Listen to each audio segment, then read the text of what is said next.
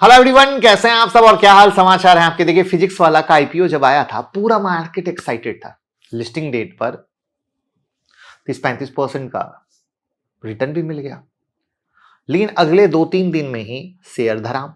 क्यों? क्या कंपनी कमजोर है? क्या वैल्यूएशन गलत है, या सिर्फ फोमो या प्रॉफिट बुकिंग है? तो आज की वीडियो में बहुत आसान भाषा में कारण बताने वाला हूं जो फिजिक्स वाला के शेयर क्रैश के पीछे रिस्पॉन्सिबल है। वीडियो को लास्ट तक देखिएगा तो कहानी सिर्फ फिजिक्स वाला तक नहीं रहेगी, आने वाले किसी आईपीओ में भी जो हाइप बनता है उसका भी सारा डाउट क्लियर हो जाएगा। चलिए शुरू करते हैं।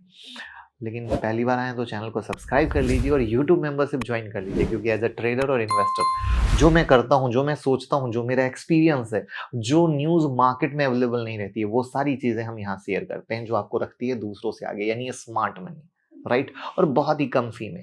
तो एक बार ज्वाइन करें, बिगेस्ट अपॉर्चुनिटी मिलेगी। तो सबसे पहले जानते हैं कि लिस्टिंग के बाद शेयर क्यों गिरे। तो सबसे पहला रीजन है प्रॉफिट बुकिंग का। फिजिक्स वाला का आईपीओ 109 का था, लिस्टिंग डेट पर 145 का ओपन हुआ, मोटा मोटा 40% मिल गया।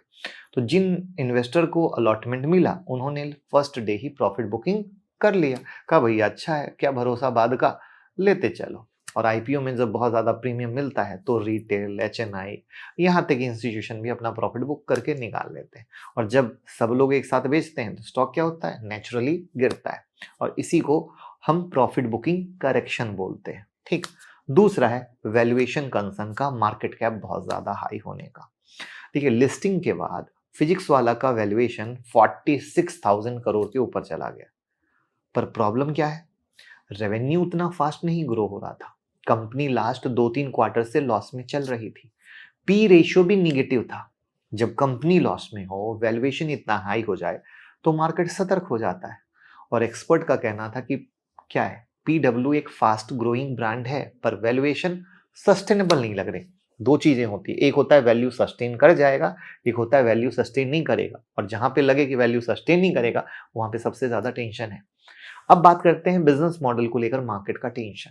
फिजिक्स वाला पहले प्योर एडटेक ऑनलाइन मॉडल था, लेकिन अब कंपनी तेजी से ऑफलाइन सेंटर, कोचिंग इंस्टीट्यूट, पाठशाला लॉन्च कर रही है।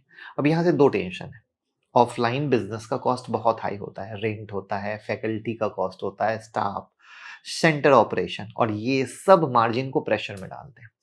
Q1 2026 में पीडब्ल्यू ने फिर से बड़ा लॉस दिखाया। कंपनी का Q1 लॉस 127 करोड़ था, इब्टा मार्जिन भी निगेटिव, पिट मार्जिन भी निगेटिव। तो जब एक आईपीओ कंपनी लिस्टिंग के बाद लॉस रिपोर्ट करे तो शेयर में पैनिक होता ही। और कोई भी ऑफलाइन सेंटर को प्रॉफिट में आने में 3 साल 2 साल लगते हैं, तो वहां पर ये कब क्या करेगा कहना मुश्किल है। तो एडटेक एक पॉपुलर स्पेस है, लेकिन न्यू एज टेक स्टॉक में लिस्टिंग के बाद वोलेटिलिटी बहुत कॉमन होती है।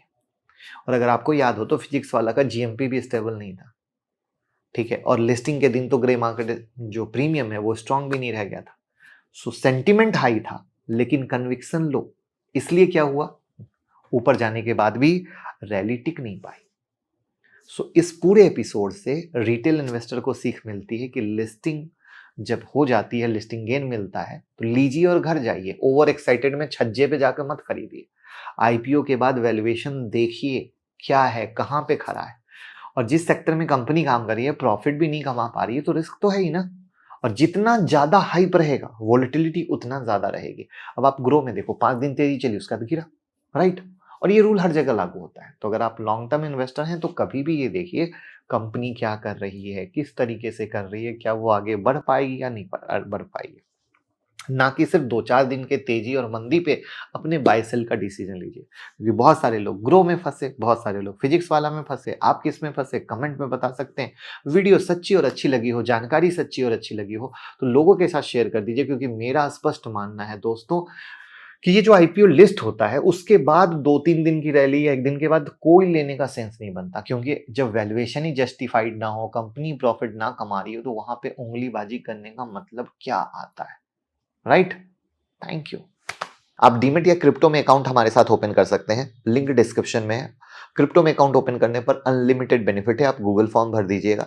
आप यूट्यूब मेंबरशिप जरूर ज्वाइन करें, आपको रखेगा दूसरे से आगे। और मोबाइल ऐप पर 25 वीडियो फ्री है, उसका यूज करें। और साथ में टेक्निकल एनालिसिस या फंडामेंटल एनालिसिस कुछ भी सीखना है वो कोर्सेज भी आपको मोबाइल ऐप पर दिख जाएंगे जिसको खरीद सकते हो आप।